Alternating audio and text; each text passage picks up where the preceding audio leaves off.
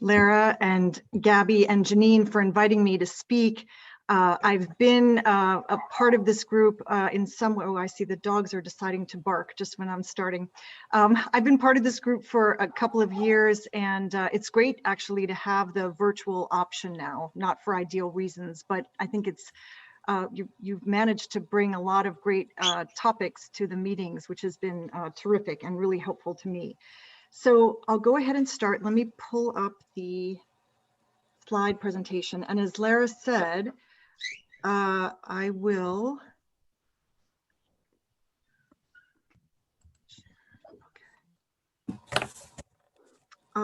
So I will structure this around, I'll give a brief introduction and then get into three areas that I focus on in the book, something I call the Magic Three. And I will pause after each one of those for, we'll take a couple of questions and then we'll move back in. I'm hoping we can have a bit of a discussion because I love talking about this and this is a great group to talk about this with. So thank you again, and I'll go ahead and start. So let me start with two facts. If food waste were a country, it would be just behind the US and China in terms of greenhouse gas emissions. Second fact, by 2050, there is projected to be more plastic than fish in the ocean.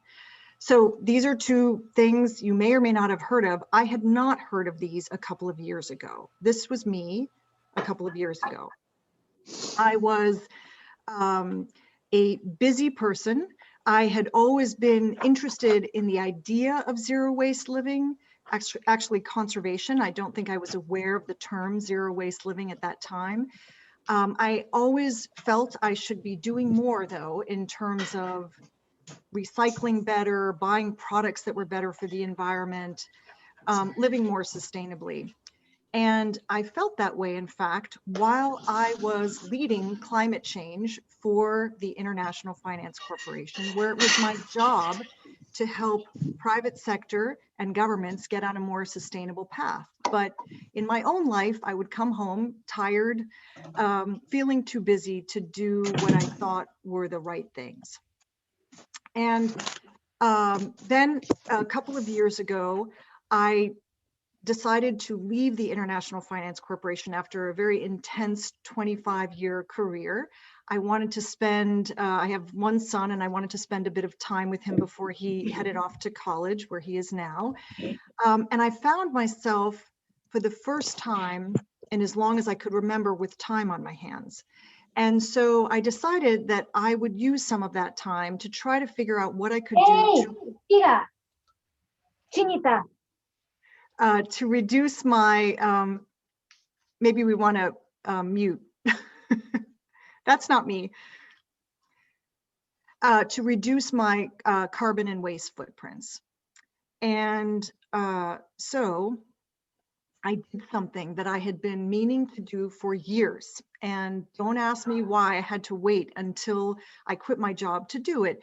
But here, this is my local dry cleaners. And I had been meaning to go in there and ask if they would put my dry cleaning into my own garment bag. I'd always been bothered by all the plastic. I used to go to the dry cleaners once or twice a week, pick up, as you can see, the typical dry cleaning with all the plastic. I found out that this plastic from the dry cleaners contributes to 300 million pounds of plastic in the landfill.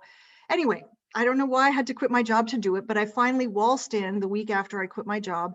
Didn't really have much dry cleaning to do at that point, but brought in my partner's dry cleaning and asked if they could put it in our garment bag. And to my surprise, this was really not a big deal. And the owner, who you can see there walking toward the front, Yoon, said, no problem. So this got me thinking, well, that was really easy. What else could I do?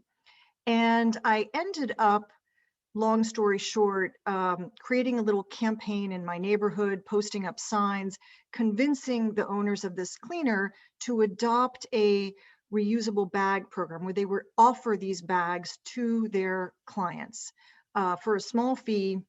And lo and behold, it didn't take very long for this idea at this cleaner to take off. And this is what you see. Actually, the picture on the left I just took last week. About a third of their customers now use these green reusable bags. And it's really nice. You go in there and they're happy. The customers are happy. They've actually attracted more business as a result of this. And they feel good about what they're doing. So that was great.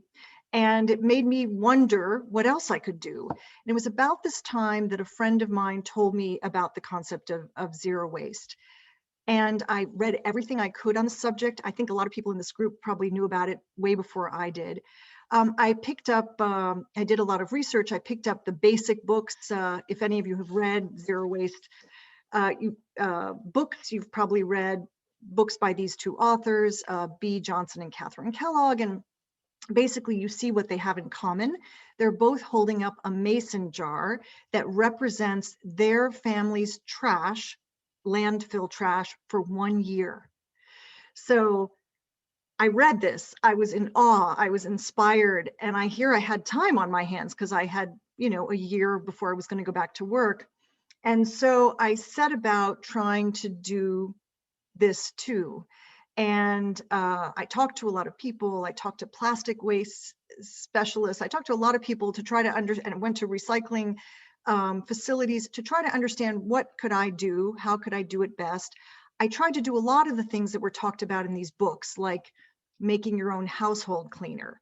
I didn't get to making your own shampoo, but the idea is if you do a lot of these things on your own, you avoid a lot of the waste that's created with consumer products, for example, or food. So anyway, I was really dedicated at first, and then I started pulling my hair out because I realized I was going to end up going back to work and I was not going to have time to do all of the hundreds of recommendations that are made in these books. And then I remembered this concept that we used to talk about in my work, and I have a couple of colleagues on the line. I know that they've heard this, and many of you will have heard of this 80-20 principle, right? The idea that not all actions are equal, that if you focus on the 20% most impactful things you could do, you could kind of get to 80% of the result. So we used to always talk about, Patrick can back me up on this, we get 80% of our business from 20% of our clients, or, I used to spend 80% of my time with 20% of our staff on my team. So that's that rule. It's not an exact 80% and 20, but it holds pretty well. And I thought, I want to try to figure out what's the 80-20 rule for zero waste living. And I want to try to figure this out before I have to go back to work and I'm not going to have time to make all these things. So I then stumbled on this book and then some other research that helped me put my thoughts together on what 80-20 could actually be for zero waste living. This is a book called Drawdown, the most comprehensive plan ever proposed to reverse global warming. And in this book, a set of scientists come up with 80 actions that could be taken at all levels by all actors, government, private sector, individuals, to actually reverse climate change. Now, sorry, I didn't say this, but I think a lot of you will know that zero waste living can mean a lot of things. There's a really nice intersection with circular economy. There's a nice intersection with reducing marine pollution, nice intersection with minimalism. And for me, what was really attractive about it was there's also a really nice intersection with climate change, which is what I'd spent a good part of my career working on. So coming back to this book, I looked at these 80 actions and I tried to figure out what are the things here that are most in the hands of the individual to influence. So you look at the number one thing on the list, refrigerant management. That's not something you and I can do a whole lot about. Wind turbines, unless you're a wind developer, again, this is not something we can influence a lot. But number 3 on the list was a surprise for me, reduce food waste. So that made me scratch my head a bit. I hadn't at all been clear, even in all my climate change work, that would have been so high in the list. And lo and behold, as I did some other research, I realized that the majority of food waste does not occur in hotels. It does not occur in restaurants, doesn't occur in grocery stores. It does occur in all those places, but the single most important place where it occurs is at the household level. it's us. And even more so during the pandemic, right? So that's number 3, and that was interesting. Number 4 on the list, plant-rich diet. Not a big surprise. If you go vegetarian, you will have a drastically improved carbon footprint. But plant-rich diet in this case doesn't mean going necessarily all vegetarian if you're not prepared to. Just increasing your plant-based meals can make a big difference. Much further on the list, recycling, composting, and then I added to this list single-use plastics, which I'll talk about in a moment why I did. But this really brought me to the 80-20 rule of for zero waste living. And for me, it kind of neatly fit into what I call the magic 3 themes that I believe if we busy individuals focus on these 3, we can be really confident that we are making a big difference. The 3 are focus on food, purge plastics, and recycle right. And the reason I wrote this book was because I wanted other busy people like I was 2 years ago and like I am now to feel like they could make a difference, that they could feel empowered to reduce their carbon and waste footprints. So that's why I wrote the book. And I still do not manage to get my trash into one mason jar even per week, let alone per year. But I know I'm making a huge difference compared to where I was before. So let me move into the magic 3, starting with food. So as I said, all the things that surprised me the most when I started on zero waste were the statistics around food. But the thing that surprised me the least was around how important a plant-based diet is. So for those of you who are vegetarian, bravo, you are making a really big difference. For those of you who are not, like me, you can feel really good if you get yourself to a majority of vegetarian meals. And that for me was a stretch. It was a stretch for my family. So I really had to increase the repertoire of vegetarian meals that we were cooking. Here's one. I've now made a habit, especially while I had the time off, to research easy, delicious vegetarian meals. And every time I find a great one, I post about it on my social media. This is a picture from one of my Instagram posts. This is a meal, I think it's called one pot spaghetti with cherry tomatoes and kale, something like that. It is, I think it's got 5 or 6 ingredients. Nobody complains in this house when I put it on the table. They don't even think it's a vegetarian meal. They just think it's a really good meal. So I believe in leading by example. I also think when you make it fun, you can do a lot more. So I do a once a week. I'm about to launch my February vegetarian cook along on social media. I hope you'll join me if you're interested. But this is something where we can make a big difference. The second area around food, I mentioned it already, is food waste. So I have quite a bit in the book where I talk about what you can do about food waste, because this is so important. One of the things I mentioned is basically make a strategic partnership with your refrigerator and freezer. What do I mean? Oops, sorry. I got ahead of myself. One more thing on food. Plant-based diet, vegetarian, meat, this is not a black and white thing. And what I discovered is the carbon intensity of food is really important to pay attention to. So again, if you're a vegetarian, great, you don't have to look at this chart. But if you're not, this is a chart that shows you for every 1 kilogram of food, what are the carbon emissions associated with that food? So not surprisingly, beef is at the very top. 1 kilogram of beef is responsible for 60 kilograms of carbon emissions. Lamb, okay, that's also very high up there. But look, you can go to chicken and you're at 10 times less, 6 instead of 60. And then you can drop to half of that if you go about halfway down to wild caught fish. So I think of this as really important for making a decision for what we're going to have for our meals for the week.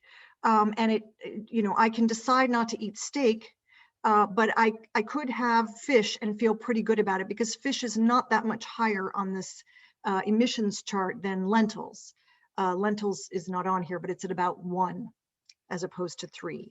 So I'm not trying to give people an excuse not to go vegetarian. If you want to go vegetarian and you can, and I'm trying to move in that direction, by all means do. But if you can't, I don't think any of us should feel guilted in not achieving that when there are lots of choices we could be making along the way that will help reduce our carbon footprint.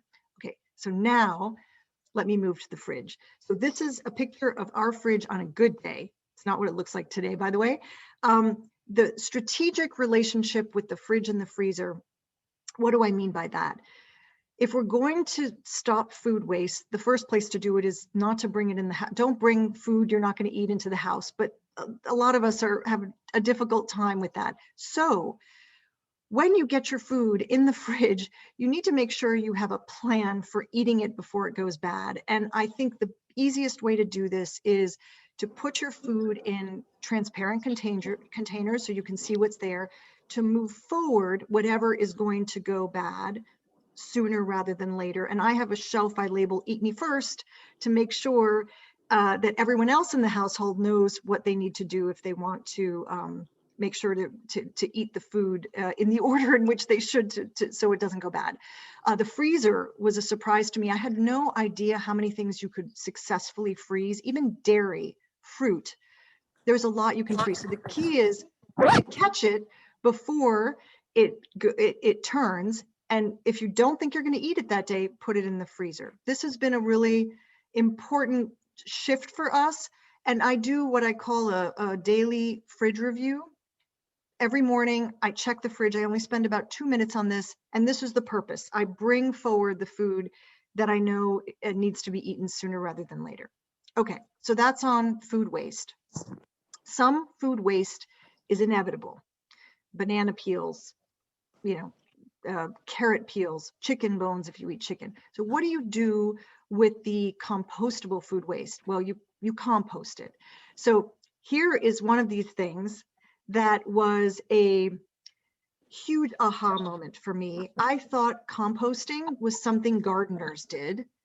I didn't realize this is something I could do. Now, when I started, I did not a couple of years ago compost myself. What I did was I hired a service. We're very lucky in the DC area. We have a bunch of options. You can pay $8 a week to have compost cab, compost crew, or veterans compost. Pick up your compost at your doorstep and you don't have to worry about it. So you put it in something like this that you store for the week, and then you give it to them.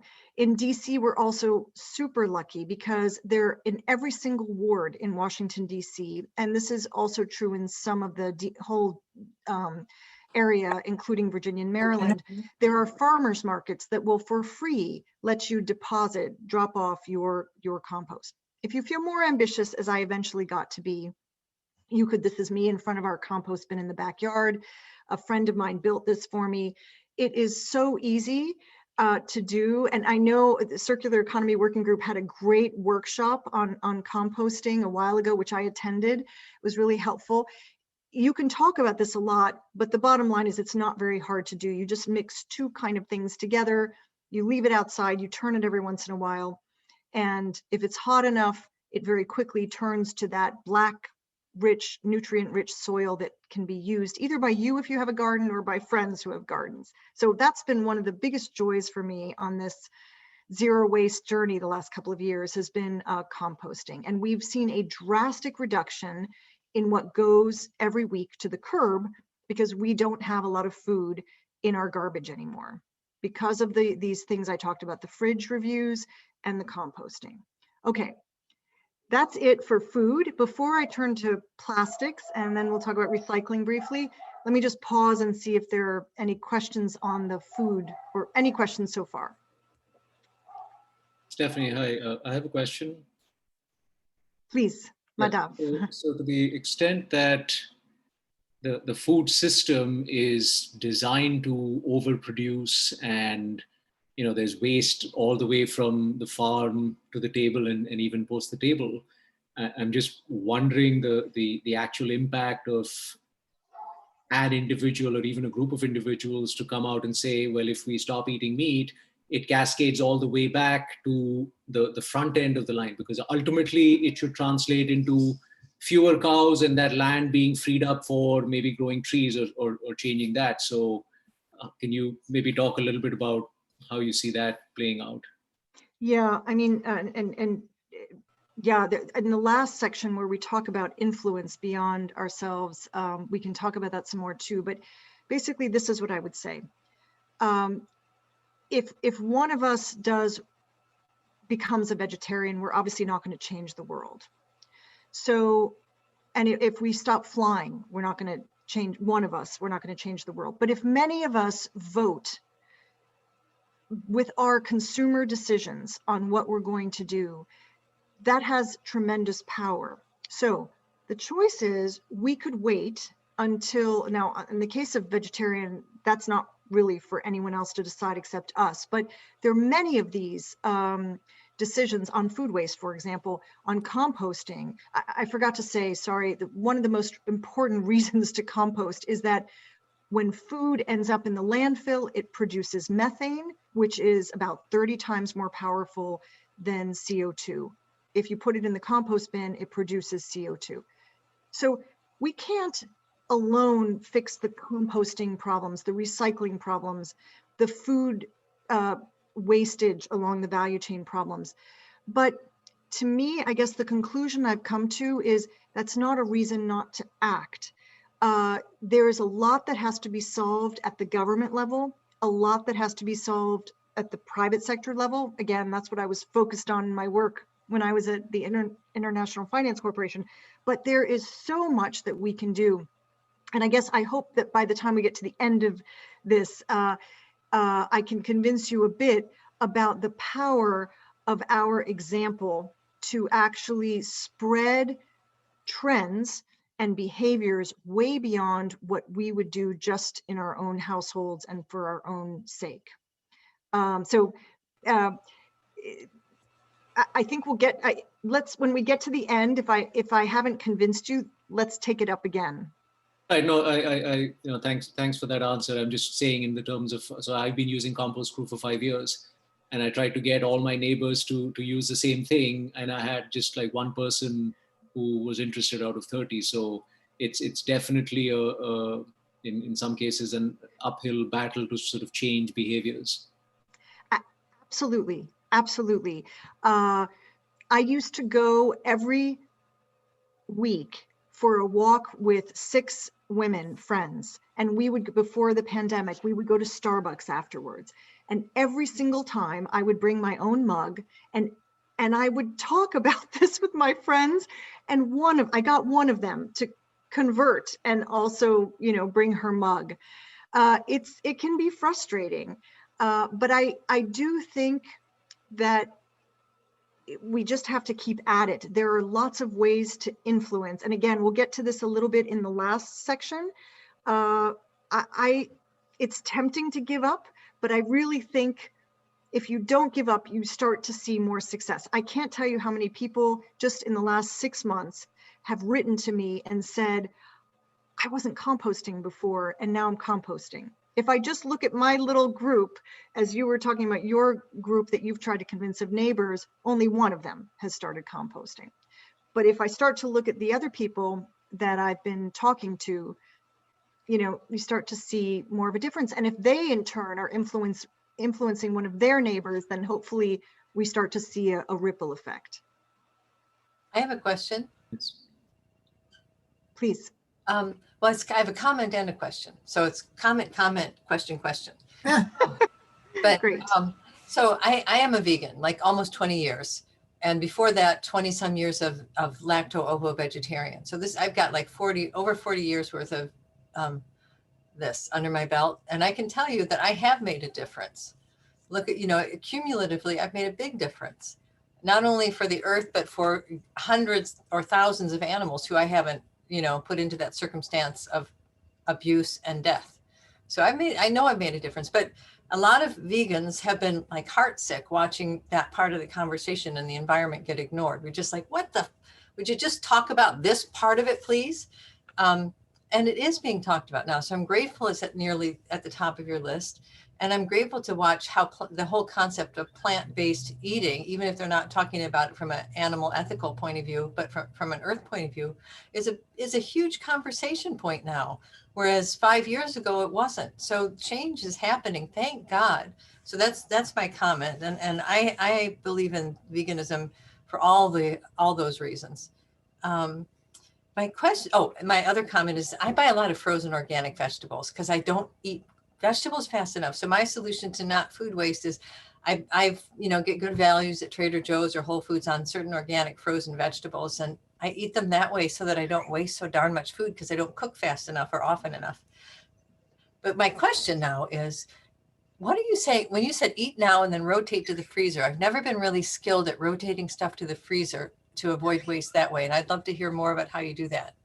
Sure. So first of all, congratulations. I wish I were a vegan, and I applaud you. And I'm glad that you made the comment about the difference you're making, because I think every vegetarian feels that way, every vegan feels that way, and I feel that way even in my partialness in this. So I think, thank you for saying that. So, okay, let me make one comment on this, and we can talk about this some more as well. So the magical thing for me was this daily fridge review. When I get busy, and I'm busy again now, I ignore a lot of the things I just can't deal with that day because I've got this, that, or the other. If I take the time, it's like any habit, right? If you get out of it, then you miss, you're out of shape. Because I do it every day, I catch stuff right away. So I know what I needed to eat for lunch today because I moved it forward in the morning. And if I looked at it and knew I wasn't going to have the appetite to eat that today for whatever reason, the leftovers from 2 days ago, I know I'm not going to trust it if I put it in my freezer on day 3 or 4. So I better go ahead and put it in my freezer today. Okay. I label it, put it in the freezer, and I now have a meal I can turn to with very little effort. And I know it's going to taste good because I didn't let it sit in the fridge too long, right? So the magic of it is the repetitiveness of it. I only spend about 2 minutes I think in the book I say 3 minutes, but I really now only spend a couple minutes doing this because I've done it the day before. So there isn't a whole lot of new stuff to review. That works really well for me. I now freeze fruit. I never froze fruit before. So I picked a whole bunch of fruit in the summer. And I'm going to make next week a blackberry cobbler. Who gets to eat fresh? Well, it's not fresh, but really good blackberry cobbler in January. Vegetables, as you know, some you freeze better than others. It's hard. If you're a vegetarian and you are trying to eat fresh stuff every day, it is really hard to keep up with this. In Europe, where I used to live, it's much easier. You shop every day, right? There's a different culture of buy what you need for today and shop for tomorrow, what you're going to eat tomorrow. We don't live that way. One of my biggest things on my wish list is to move to a place, even in DC, where I'm walking distance to the grocery store, so I can go back to doing the way I used to do it in Paris, shop every day. But without doing that, it's hard to get the food, keep it fresh. I agree, that's a real challenge. And then I guess you just have a good consciousness about how long things keep in the freezer, or you just keep it as organized there as you do in the fridge. Yeah, the key is labeling. If I found through my own hard mistakes that if I did, I was sure I was going to remember what I put in the right rear of the freezer, but you take it out, it looks like a yellow blob the way everything else does, and who knows what it is. So now I label before I put it in, and then I thank myself a few weeks later. Thank you. I just wanted to get more insight on how I could do better in that realm. Thank you very much. Oh, you're welcome. Okay, should I move on to plastics then? And then if there are more questions on food, go ahead. Real quick one on bananas, because you had it on your greenhouse gas list. And I was surprised that it's so relatively low on the list, given that most bananas are shipped from either Latin America or Asia to this country. How can the greenhouse gas effect of bananas be so low? Yeah, so this chart that I came up with is a simplification of a very I had a friend of mine do this because there's a very complex version of this which incorporates transportation. It's got the entire value chain broken down. So I don't think that this is universally true, and it probably does depend where you are and how far away it comes from. This is the data from, it's from the World in Data. And if you're interested, I can send you the more complex version that explains all the ins and outs of how they come up with this. But I find this helpful just as a notional thing. But you're right, actually, I hate to say this, except when my son is back from college, I don't buy bananas anymore because I know they come from very far away. Thank you. Okay, I'm happy to take more questions on food at the end. I'm aware that there's a circular economy working group agenda that needs to kick in around 7. So maybe I'll just get through the next couple of sections and then we can open it back up. Is that okay? Okay, so plastics. Why is plastics on my list of 3, right? So I don't talk about flying. I don't talk about some very impactful things. I talk about the easy and impactful things. And plastics is one of those things. It's not super simple, but it's relatively, if you have your mind set, you can do a lot to avoid plastics. Not easy, but you can do it. So why do we want to avoid plastics? First of all, I didn't realize this, but there is a huge, I mean, obviously the fossil fuel industry is what is behind the plastics industry. And so it's a very carbon intensive industry. And I've seen estimates, but that we're quadrupling the amount of plastic production. This year is off the charts because of COVID. By 2050, the plastics industry will account for, I mean, the equivalent of about 280 million cars. So it's huge. It's also a very nasty industry in the production phase for anyone who lives in the vicinity. There are carcinogenic, toxic pollutants that come out of these facilities. We also talked about marine pollution. This is a huge issue. And we're starting to see evidence that microplastics, these plastics that break down from the large to the very tiny, are ending up in placenta. They're ending up in the deepest places in the ocean. So there's lots of reasons to try to get at this at the individual level because we can. And let me tell you, I don't have a list of 10 things in the plastics chapter of my book. I basically say, pick one thing. What do I mean by that? I mean, pick something that you know that you buy in single-use plastic every day or every week. For me, it was a plastic water bottle. So find the non-plastic alternative. There almost always is a non-plastic alternative. So I bought myself a cool stainless steel bottle, and then make a commitment that you will never buy it again, this item, in single-use plastic. My hypothesis about this is what happened to me. Once I made this commitment on the water bottle, and Patrick and Anne can probably attest the fact that I used to walk around the corridors of my office with the plastic water bottle. This was, I felt I deserved easy water access. Once you make the commitment to do this, I believe you develop a gateway to awareness about how much single-use plastic you consume. And once you do, I believe that you will try to find ways of reducing the other plastic in your life. But I think it needs to start with one thing. Once you figure out that one thing, there are lots of hacks, as they say, right? There are lots of alternatives to things. So here's, this was a gift that I gave. I have one to a neighbor of mine. This is an alternative to buying plastic paper towels that, as you know, the paper is not plastic, but that's waste too. And they always get packaged in plastic, right? If you want to avoid that single-use plastic, you can have what we call a non-paper towel system. Here we have washcloths. We use them on the counter like paper towels. When we're done with them, we put them in a little bin under the sink, and then we throw that in with our dirty towel load later. Even my son, who's a teenager, adapted to this pretty quickly. It wasn't a big deal. There are lots of things you can do.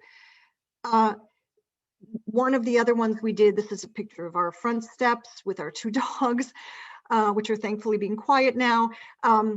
We started buying our milk in reusable glass containers, like the old milk delivery system. And many of you in this region will have seen the South Mountain Creamery boxes. You don't have to do it this way. There is milk available in glass bottles in the grocery store, but this is great. We no longer had this stream of waste, right? Another idea that came up a couple of years ago, this company called Loop was founded a couple of years ago. Again, this is our front doorstep. Just like the milk delivery concept, but for consumer products like shampoo, this company has partnered with some of the largest consumer products companies like Procter & Gamble, Nestle, and they have found reusable packaging alternatives to the plastic. And in this case, you can see this is one of the deliveries I got recently. I now don't have shampoo and conditioner in plastic containers. I don't make my own shampoo, as I said earlier, but I have an alternative that is less wasteful. Once I'm done with this product, I put it back in the tote and they come and pick it up when it's full, and then I can purchase my next round of Loop products. So here you have peanut butter, you have even Haagen-Dazs ice cream, which is a very elegant thing. If we ever have guests coming over again in 6 months, we can serve them our Haagen-Dazs in a stainless steel container. Okay, so that's on plastics. I'm just, Lara and Gabby, if you agree, I'm just gonna move through to recycling so that we have time to leave some time for questions at the end. Is that okay? And since we started a couple minutes late, we can extend a little bit past to so. Okay. So you don't feel like you have to rush. Okay. But let me go ahead and move then into plastic, because it's very into recycling. It's very much related to plastics, of course. So I don't need to say to this group what all the issues are around the recycling system. It's broken in the US. It's broken in a lot of places, but it's especially broken in the US on the supply side, on the demand side, on the labeling side, infrastructure. So why is it important that we get recycling right? Well, if you go back to that list I had, recycling is number 55 out of 80 on that list. In terms of carbon, it's important. It's even more important than plastics. The figure I've seen and that Drawdown provides is that if the laggards, the US is one of them, catch up with the front runners on recycling, and they recycle about 65% of what can be recycled, we would save the equivalent of 600 million cars coming off the road every year. So it's huge. So recycling is the last stop, right? So this is circular economy. So I don't need to tell you, reduce, reuse, recycle. Reduce is best, reuse, find another use for is better. Recycling is at the bottom for a reason, but it doesn't mean we can ignore it. And a lot of people don't recycle right. So because I had this year off, here's one of the things I spent my time on. You can call me a recycling nerd, but I visited all the recycling facilities in this region to try to understand more about recycling. And I'll just play you a clip from my iPhone that I took a couple years ago when I went to the Montgomery County materials recycling facility. It's a bit noisy.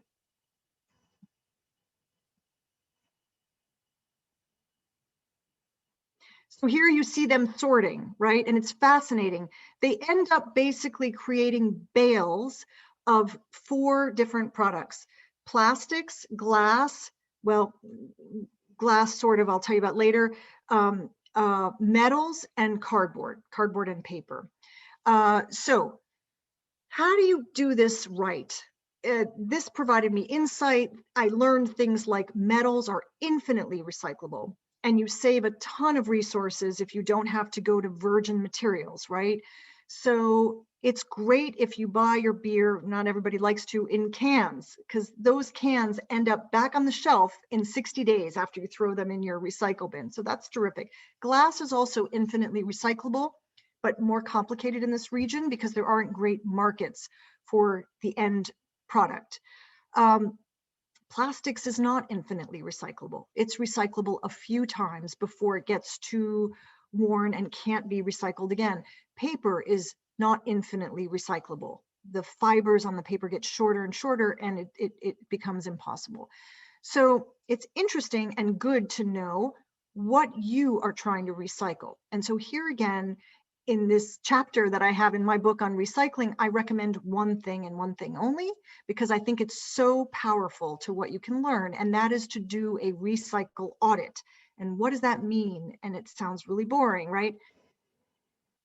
So this is a recycle audit I did for someone last year, back when we didn't have COVID. It means you take what you've got for your weekly blue bin recycling, you put it onto a surface, here a tarp, you separate it into the piles that they accept in the recycling bin. And the purpose of this exercise, it only takes 20 minutes or 30 minutes. The purpose of this exercise is, in my view, twofold. One, to make sure that you and your whole family are not wish cycling. You're not putting things in the bin that don't belong there because you hope that they'll be recycled. You are actually putting the correct things in. There's a big price to be paid for some mistakes.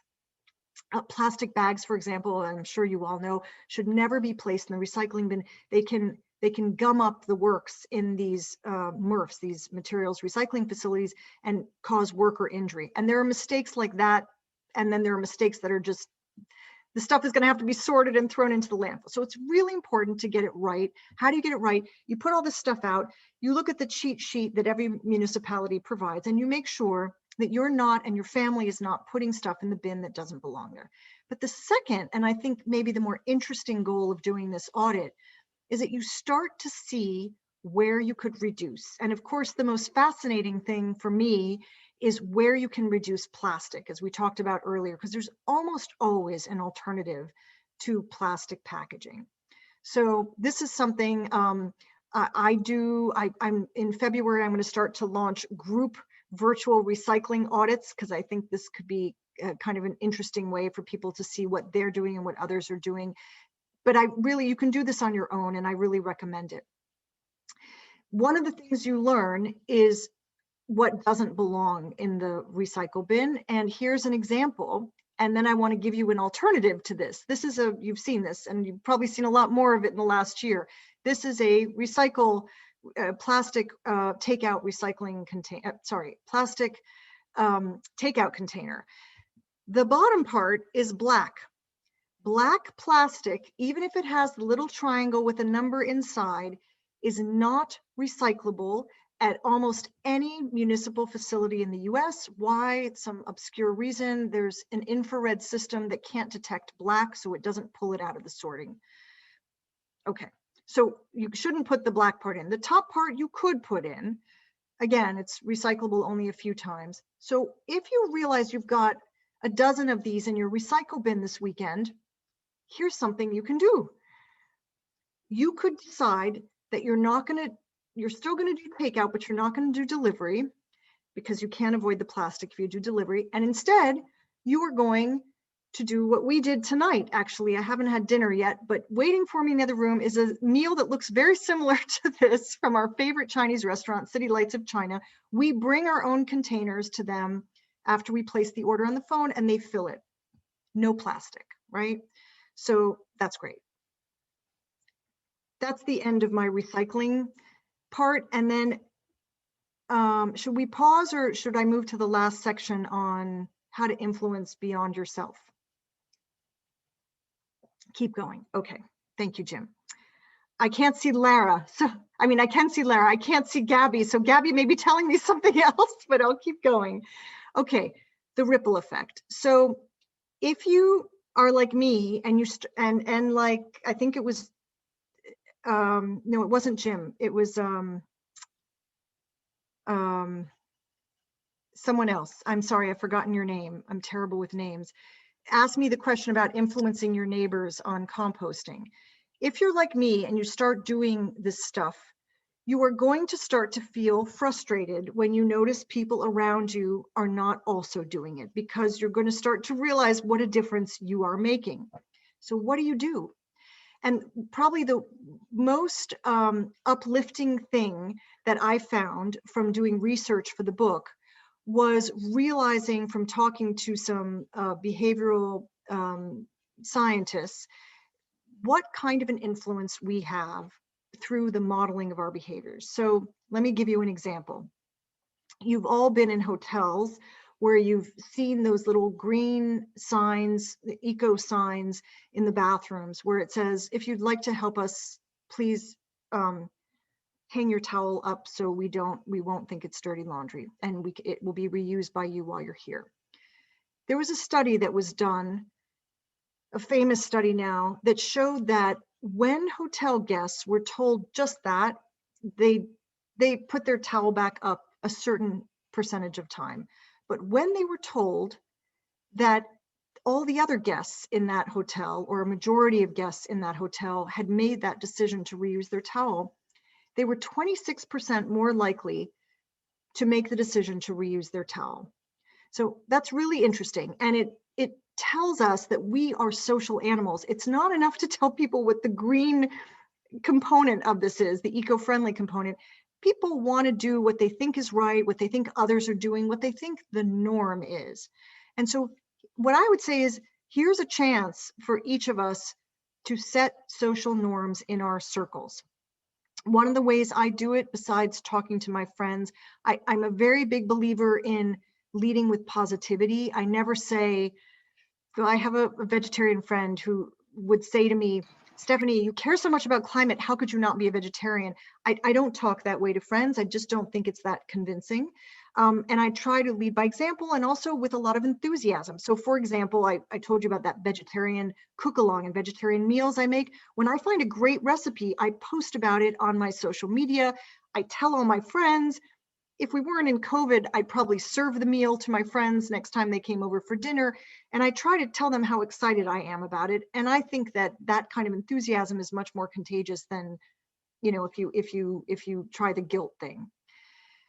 So, and here, this person may look familiar to you, and this is not a slide that I created for this meeting. I've had this slide in my talk for the last couple of months. This is Lara, in case you don't recognize her, with her mask at my doorstep. She's got this great company that she did not, again, this was in my book, and it was in my slide presentation, and she didn't even know it actually till I sent this to her yesterday. So I won't tell you what Lara does because I think you know, but what I want to, I mean, okay, I will say she's got this great waste management company that takes that second R, reuse. For those of you who are new on this call, I'll say it. She takes the reduce, reuse, and puts meaning behind the reuse, because I'm sorry, you can see how many egg cartons are in that bag. That's because the South Mountain Creamery wouldn't take them back during COVID. I can't deal with that many egg cartons, and I don't need, no matter how many great home projects I have, I don't need that many egg cartons. But Lara knows who needs those egg cartons. And so she can put them in the right hands and really make them reused. And the reason I have this slide up here is I want to tell people that, coming back to the earlier question on influence, how much difference can you make? Your modeling makes a difference, and your consumer dollars and what you do with them makes a difference. Let's support the companies trying to do the right things, whether it's South Mountain Creamery, whether it's Loop, whether it's Lara's company, or whether there's a zero waste store in Alexandria. That's awfully far for me to go. There's also Tacoma Park Silver Spring Co-op, which sells a lot of stuff in bulk. If you want to avoid plastic produce bags, you need to go to places that allow you to buy more things in bulk, like rice and pasta, and you can even get olive oil in your own container at some of these places. Let's support those businesses that are trying to give us options for plastic free, for more sustainable packaging. And the last thing I will leave you with is this quote by one of my favorite zero waste bloggers. We don't need a handful of people doing zero waste perfectly. We need millions of people doing it imperfectly. this is Anne-Marie Bonneau, who goes by the Zero Waste Chef. This is exactly the philosophy that I am trying to live, and I am telling everybody I know. I truly believe that we don't have to get to the zero in zero waste to make a profound and important difference, both on the climate and the waste crises that we are facing. So I'll stop there. I'll actually put my last slide up is just some of my contact information. I'd be really happy, as I said, if you want to follow me on any of my Facebook or Instagram. And I'd also love if you want to join in on the Vegetarian Cook-Along Fun and send me your ideas also. I'd love hearing what other people are doing. But I'll stop there and thank you. And we are just at 7. So I'll let you guide it now, Lara, on how you want to do the Q&A. Thank you. Thank you, Stephanie, for your presentation. And again, if you haven't read Stephanie's book, highly recommend it. And not not trying to cross promote here. It is actually a really good book. And I learned, I actually learned a number of things reading it.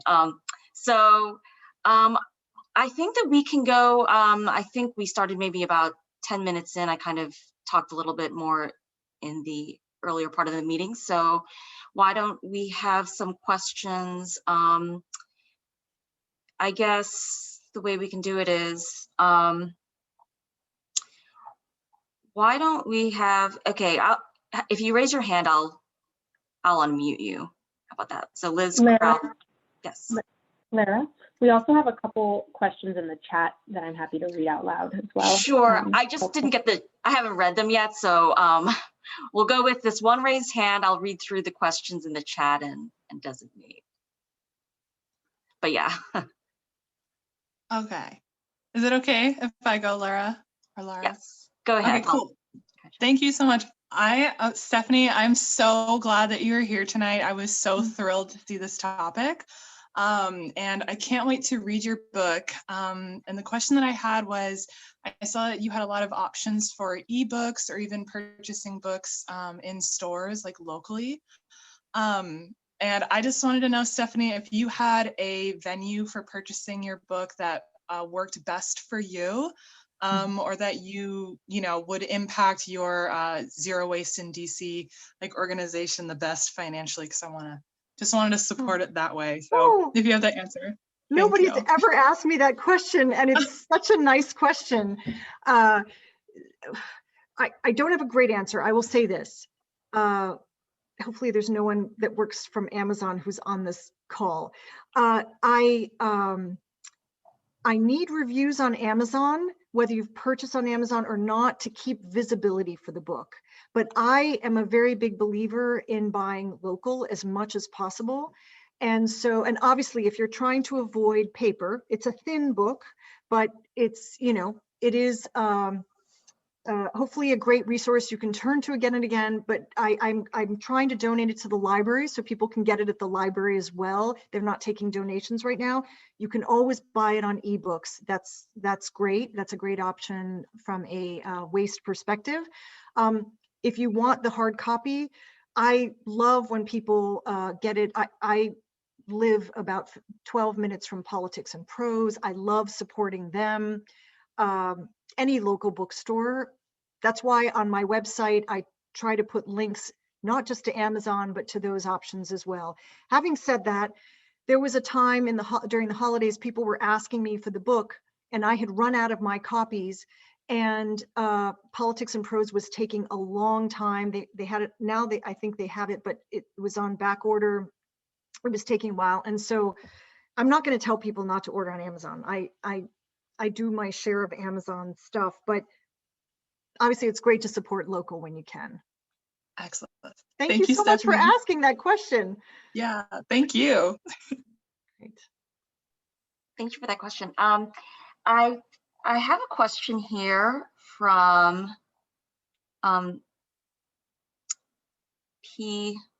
Patrick Lutenauer. Patrick Lutenauer, okay. One common objection is the financial aspect, saying that what you propose is only for people with a healthy budget. Have you made any financial analysis? Is going zero waste only for the well-to-do folks? Oh, that's a great question. And it gets asked a lot, actually. There is a whole industry around zero waste. It's not huge, but it's there. And anyone who's delved into this at all knows you can buy fancy containers. You can, anyway, there's a whole industry around it. Having done this now for a while, I conclude for myself that I did need, and it was really important for me to have produce bags, cotton reusable produce bags. I actually started making them myself. I taught myself how to sew, but this is when I had time, right? And I was about to start a sewing group, which none of you knows me that well. I'm not a sewer.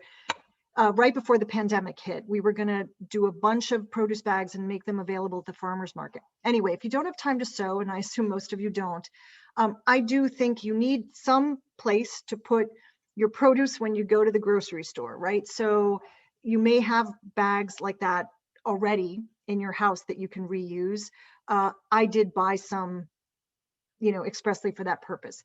The one thing I think is an absolute necessity is having some kind of transparent containers for your refrigerator, because if you're blind when you open the fridge, meaning you can't see what's actually in there, you're going to ignore it. That's what I do. That's what I did. That's what my son does. So that's the only other thing I did buy was some Pyrex containers, but you don't have to buy anything. You can use jars. And anyone in the zero waste movement knows the jar is the mascot of the zero waste movement, not just because these women hold it up and put their year's worth of trash in it, but also because it becomes this great vehicle to put things in, like stuff you buy in bulk from the right stores that are willing to weigh it. Anyway, you don't need to buy a lot to do this. Now, if you put aside the industry, the zero waste industry, what I used to tell myself, Patrick, when I was working with you is, I'm too busy. I don't think I ever thought I'm too important, but I'm too busy and I need everything that the market has created for busy people. So if Whole Foods is going to cut up my vegetables for me and make my dinner cooking go faster, I deserve those vegetables cut up and put in plastic clamshells. I mean, that was the mentality I had.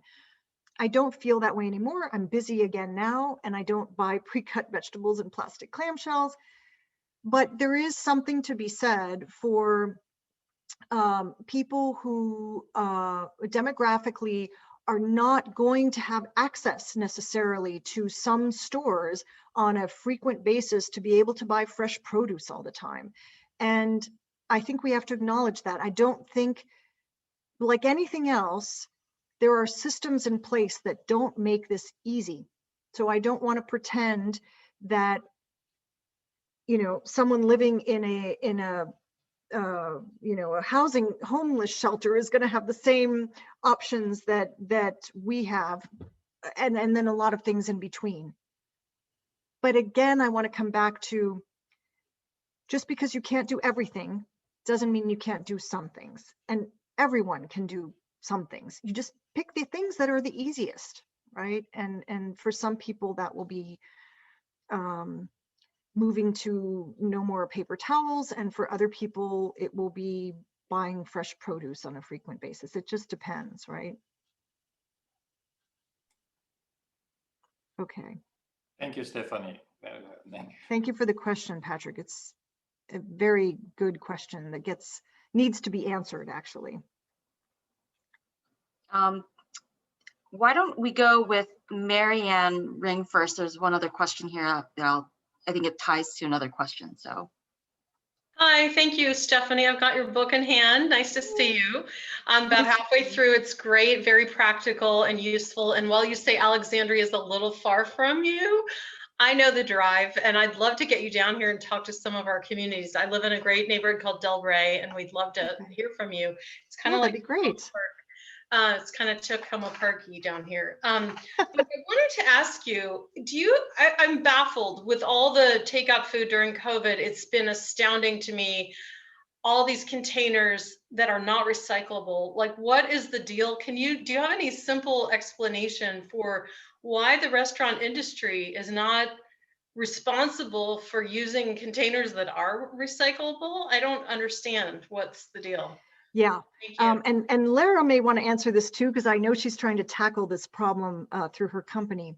So there's a lot of confusion, and the plastics industry has, I think, fed into the confusion. Everybody is nervous about COVID, understandably. Everyone's worried about hygiene, understandably. And at the beginning, you know, we all saw that video of the doctor washing down his groceries, and how many of us are still, you know, wiping down our groceries.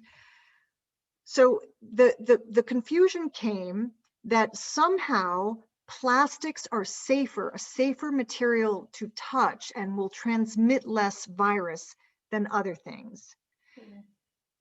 In June, after 3 months of this madness, 125 medical professionals, epidemiologists, all across the spectrum, came out with a statement saying it's not true.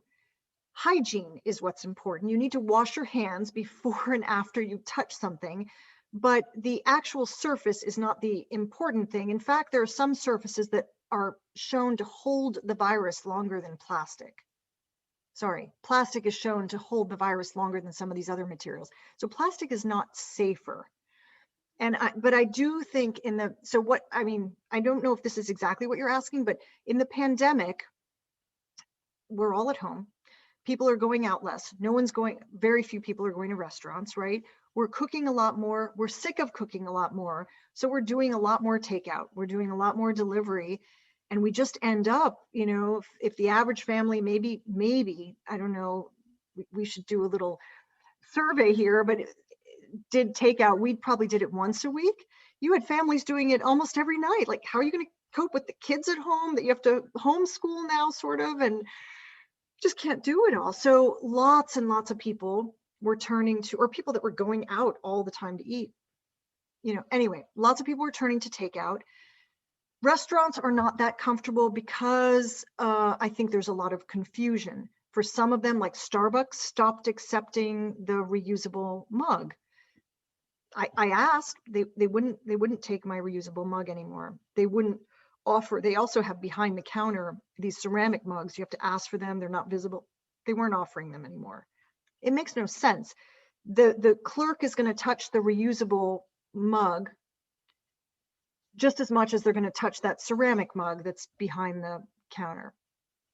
So I actually want to write to DC and ask what kind of information they're sending out to restaurants about this, because I do think there's a lot of confusion. Now, we have a Greek restaurant near us, a Thai restaurant. My partner, that's his favorite takeout: Thai, Chinese, and Indian.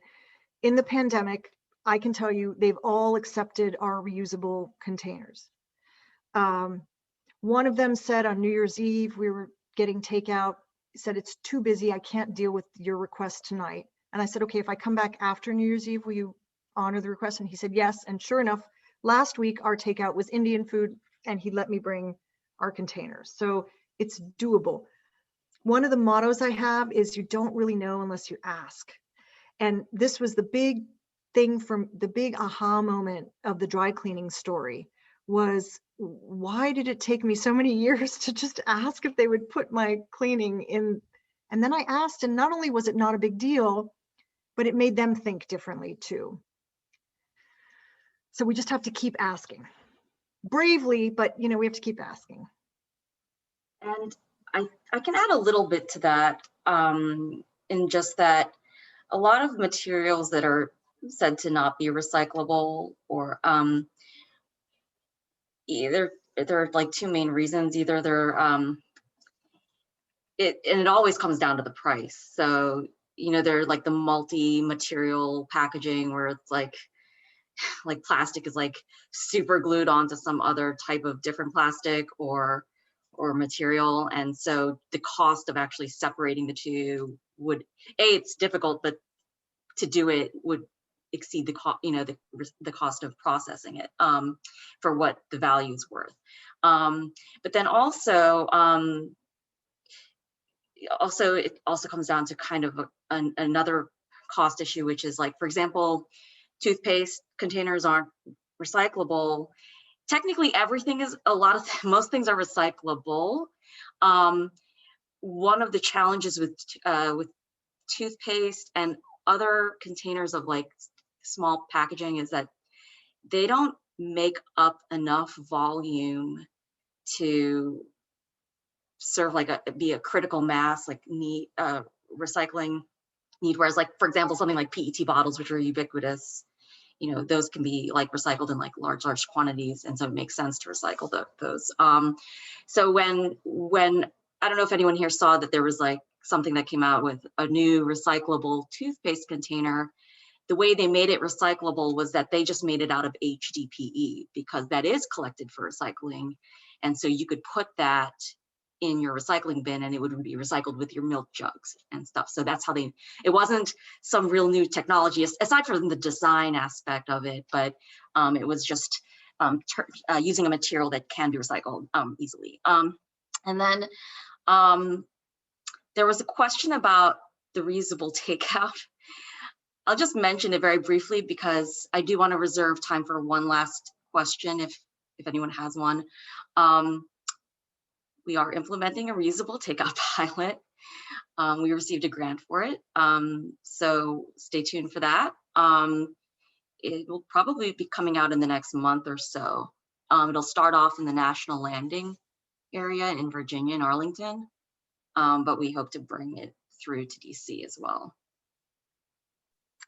Can I address quickly another couple questions from Patrick that I see in the feed? Is that okay? And can I get clarity on who is we? You keep saying we. I'm sorry, I don't know who you are and who we is. Oh, go ahead. Oh, me? Okay. Plastic Tree, my company. So we're a waste management company, but we're trying to work with businesses to encourage reuse. So we're trying to enable local companies, or any company really, to use a reusable package and then have the consumers and the customers who buy that product, they can put that branded logo cardboard box or that package into the reuse bin and it gets sent back to the company. Awesome, thank you. And so, yeah, I'll turn the mic back on to Stephanie. And sorry about that. Oh, actually, I see there are a few questions. Okay, so first of all, Patrick, on your question of the financial analysis, I have actually saved money since doing this stuff. I'm buying less. I'm buying a lot less. And I'm being more careful. I'm not wasting as much food. I'm not wasting as much of anything. So I know that wasn't exactly your question, but in terms of financial analysis, personally, I have saved a lot of money in the last year going zero waste, or going 80-20 zero waste. You also had a question about packaging materials, and I talk about this a little bit in the book. There's a lot, right? There's a lot of, there are a lot of branding and companies coming out with compostable, biodegradable, lots of different green materials. But it's a little bit like what Lara just said. Almost anything is recyclable, but is it economic to actually recycle it? And the problem with some of the compostable and biodegradable labels is you better put the compostable thing into a system that can compost. And when you put it in the trash, that's not a system that can compost, right? So there's so much poor information about labeling that even if you've got something that theoretically could be more environmentally friendly, if you're not really careful, you're not doing anything better than what the alternative would have been. So, I mean, that's a really good reason to focus on reduce first, right? Just try not to bring that stuff, but some of it is unavoidable. And so then just try not to be duped. I think a lot of us were duped into compostable doggy bags. Well, we don't put our doggy bags in the compost bin. That would actually be bacterially unsafe. So you'd have to go to an industrial place to put that waste in the compostable bag and have it industrially composted. I don't know anyone who does that. So I think it's just a buyer beware kind of thing on the green packaging labels. And someone else had a question on how do you identify what's recyclable and what's not? And this is such a good question. And I try to address this in my book, and I can't really completely get to it now, but I'll just say one thing. When you think that you've got that triangular Mobius thing with the number in it, if you think that's a symbol for recycling, unfortunately, it's not. It is a means, at best, it's a means of communication from one manufacturer to another about what the makeup of that product is. It doesn't mean just because it has the triangle sign that it is recyclable. I have a little bit of a cheat sheet that I give in the book to try to, it doesn't always work because there are exceptions, but to generally know 1 and 2, if you see the triangle with 1 and 2, those are always really easily recyclable. And then there's some question marks on the other. I try to cover this, but the important thing is, I think, again, if you do the audit, you know what the regular sources of trash are in your house. Oh yeah, that's the cheat sheet I provide. Thank you, Marianne. And if you know what, you don't buy everything. You probably buy the same things every week or every month. So when you get to know what your plastic packaging is, then it's worth taking the time to know where it needs to end up. Some of it needs to go back to the grocery store. Some of it needs to go into your garbage and ultimately the landfill because it's just not acceptable in your recycle bin. And some of it can go in the blue bin. It's worth getting to know that because it's not an infinite number of things. It's probably a dozen things.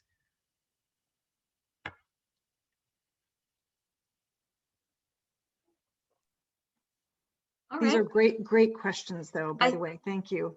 I think that's it. And I want to thank you again, Stephanie, for your presentation.